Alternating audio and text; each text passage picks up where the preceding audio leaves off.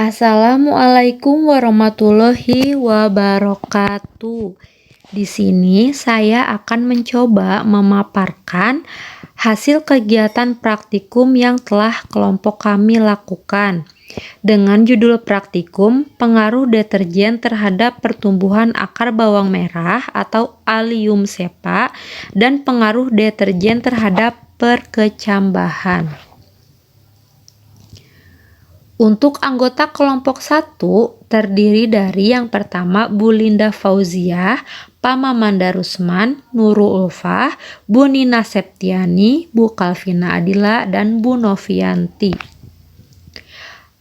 Oke, baik. Di sini saya akan mencoba memaparkan mengenai pengaruh deterjen terhadap pertumbuhan akar bawang merah terlebih dahulu.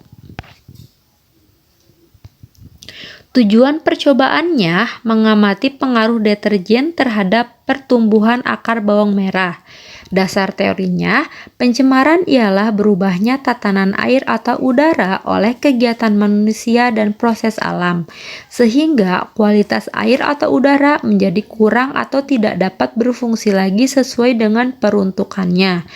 Pencemaran lingkungan dapat dikategorikan menjadi pencemaran air, udara, tanah, logam berat, dan suara. Salah satu pencemaran air adalah penggunaan deterjen, sedangkan deterjen sendiri adalah pembersih sintetis yang terbuat dari bahan-bahan turunan minyak bumi yang terdiri dari bahan kimia yang dapat memberikan dampak negatif. Alat dan bahan yang pertama, neraca analitik, tabung reaksi, rak tabung reaksi, gelas kimia, pengaduk 7 buah, mistar, kertas untuk label, air ledeng atau PDAM, bawang merah 14 siung, dan juga deterjen bubuk 1 gram. Cara kerjanya yang pertama dengan menyediakan larutan deterjen bubuk 100%, lalu dilakukan pengenceran 50%, pengenceran 25%, pengenceran 12,5%, pengenceran 6,25%, pengenceran 3,1%, serta kontrol berupa air ledeng. Lalu simpan larutan yang telah diberi label. Untuk yang kedua, dengan menyediakan larutannya seperti pada slide berikut ini ya.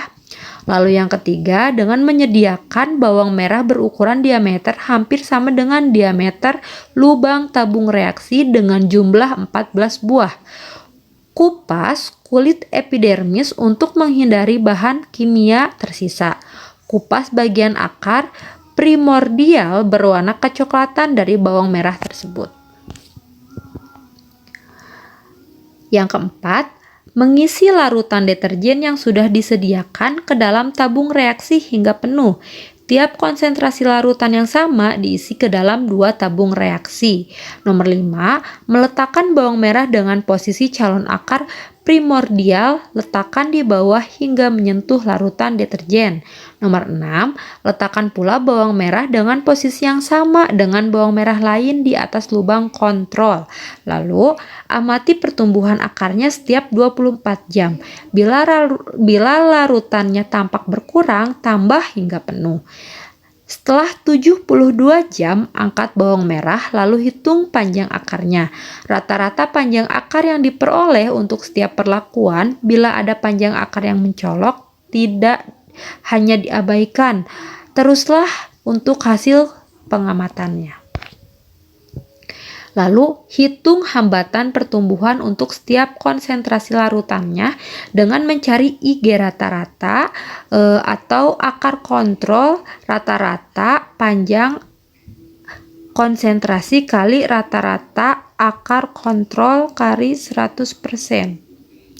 Buat IG 50 atau hambatan pertumbuhan hasil pengamatan. Hasil pengamatannya seperti pada tabel berikut ini ya, bisa dilihat secara bersama. Lalu untuk grafiknya juga bisa dilihat pada slide ini.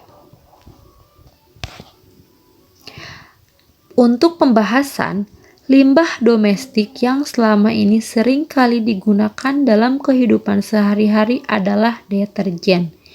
Deterjen mengandung surfaktan builder, filler, dan aditif. Dua bahan terpenting dari pembentuk deterjen yakni surfaktan dan builders diidentifikasi mempunyai pengaruh langsung dan tidak langsung terhadap manusia dan lingkungannya.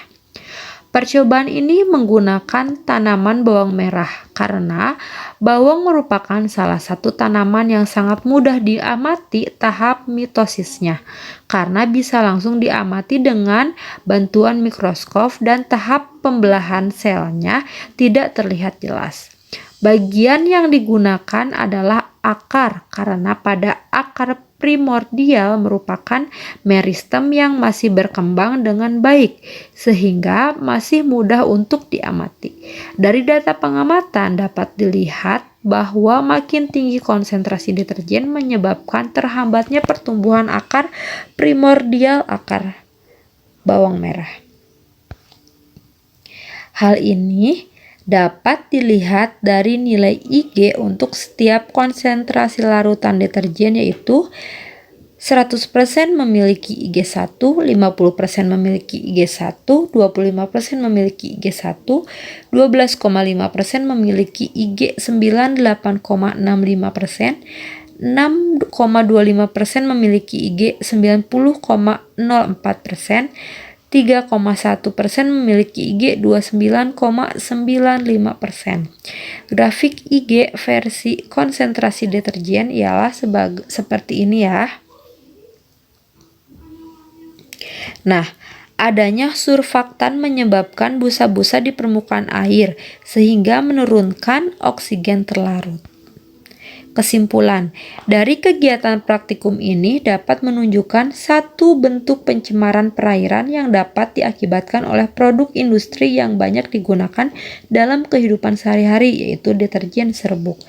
Deterjen dalam kadar tertentu dapat mengganggu kehidupan organisme target maupun non-target, ditandai dengan terhambatnya pertumbuhan atau jika semakin parah akan berakibat matinya makhluk hidup tersebut.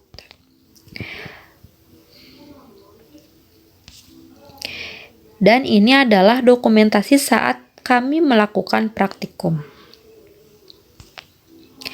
Yang kedua, pengaruh deterjen terhadap perkecambahan.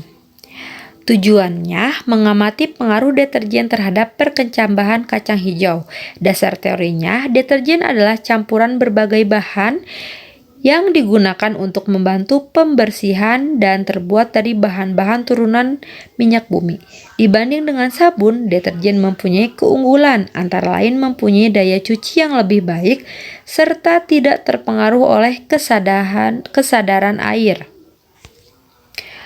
Alat dan bahan yang pertama, neraca analitik, lalu gelas kimia, kertas saring atau tisu, kertas timah, mistar, kertas label, gelas kimia, ukuran 1000 ml 1 buah, air ledeng, dan deterjen serbuk.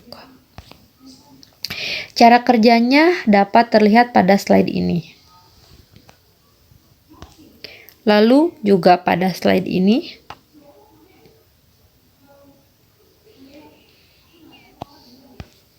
Nah, untuk hasil pengamatan juga dapat kita lihat pada slide ini ya.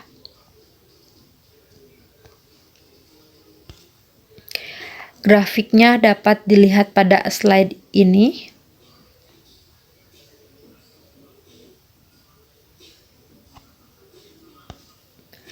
Untuk pembahasan, berdasarkan data yang telah diperoleh di atas, dapat dilihat bahwa deterjen merupakan bahan yang digunakan untuk membersihkan pakaian atau mencuci, yang mana memiliki pengaruh terhadap makhluk hidup yang ada di lingkungan sekitar. Dari pencemaran lingkungan tersebut akan menimbulkan banyak kerugian bagi manusia serta lingkungan. Adapun pengaruh yang timbul oleh deterjen sangat tergantung pada tingkat konsentrasinya. Ada 4 tahap pencemaran. Yang pertama, Pencemaran yang dimulai menimbulkan gangguan pada komponen ekosistem, pencemaran yang sudah mengakibatkan reaksi yang fatal, pencemaran yang menimbulkan kematian dari kadar yang tinggi. Berdasarkan percobaan yang telah dilaksanakan, dapat disimpulkan bahwa tumbuhan kecambah pada kadar konsentrasi tertentu atau rendah masih bisa mengalami pertumbuhan walau ada hambatan. Tetapi pada konsentrasi tinggi kecambah tumbuh namun tidak mengalami pertumbuhan dan pada akhirnya akan mati.